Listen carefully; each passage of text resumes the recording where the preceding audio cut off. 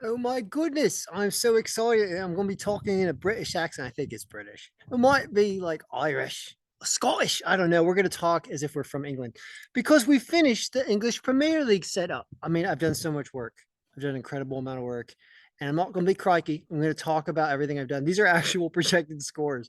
This doesn't mean much yet, except that it kind of means a little something because I really did an amazing amount of work on this. And this is really cool. As yeah, I'm not familiar with English Premier League soccer other than just in passing, hearing just the wide breadth of people across the world that are so interested in it. But what I did basically, get on my knees here. We're outside because we got to just get away from everybody for a minute. So I got all this done, and basically I went through all these team stats that are available. There's so many different statistics. Gave everybody in every team an offensive score, a defensive score, a goaltending score, all of which are things we're going to work on. There's a ton of these variables up here that I'll actually have a friend write a program and we'll do some reverse engineering to figure out which one of these variables, which ones of these variables are relevant. There's a million of them. There's like 80, 89 of them or something. But I did my own rudimentary kind of like putting a few percentages in. It's so not correct yet, but it's definitely something. And it's really interesting to see who's who and what's what. And I was surprised to see, for example, Manchester United is supposed to only put up a goal and maybe lose to Southampton 2-1 or 1-0 based on this. And I was like, wait a minute, I thought Manchester United was good. I've always heard about good things. When you look at their team stats here, they have not been scoring this year.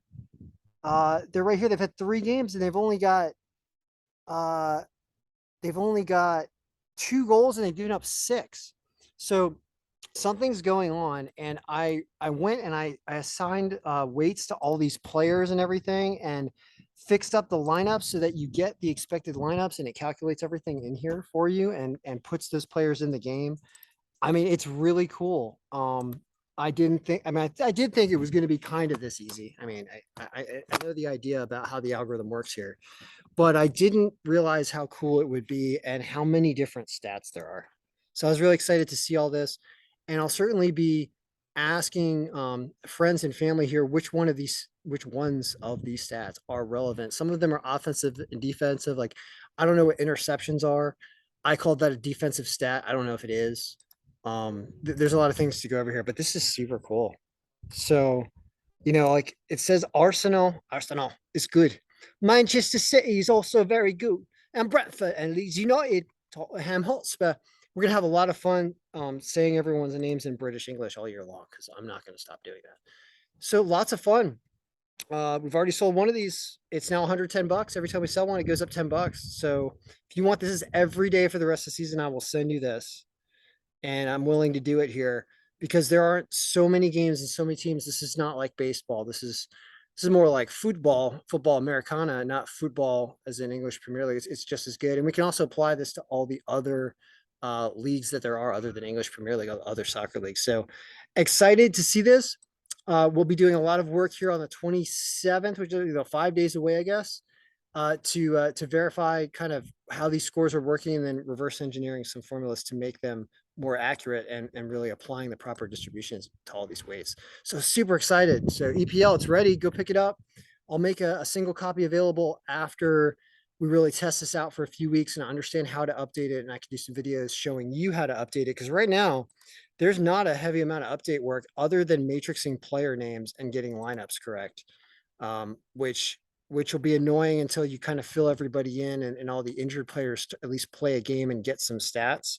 But it's not too bad right now. And I mean, I don't know how well it's going to work yet, but I understand there's enough stats here that this should actually work really well. I'm kind of excited. So good luck, everybody. May all our picks be winning. If you want to copy this, follow the links. And I mean, if there's one team to pick on the 27th, I mean, what's the biggest margin of victory? Brentford over Everton. By the way, these are underdogs, right?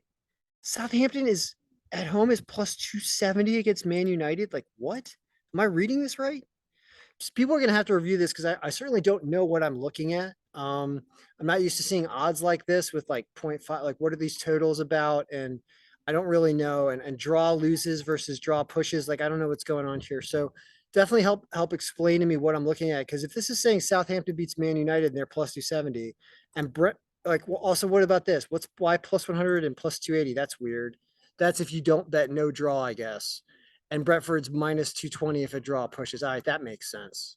But Southampton there, I mean, that's a great line according to the algorithm for Southampton, I believe. What else we got? We think there's going to be a draw in this Leicester City Chelsea game, a really close game of like 1-1. Man City's supposed to win 3-1 against Crystal Palace. They're heavily favored, so that makes sense. Arsenal 2.2 to 1. Also, okay, so some of this is making sense. Wow, really cool. All right, good luck, everyone. Your picks be winning. Enjoy life on the pitch, as they say. See ya.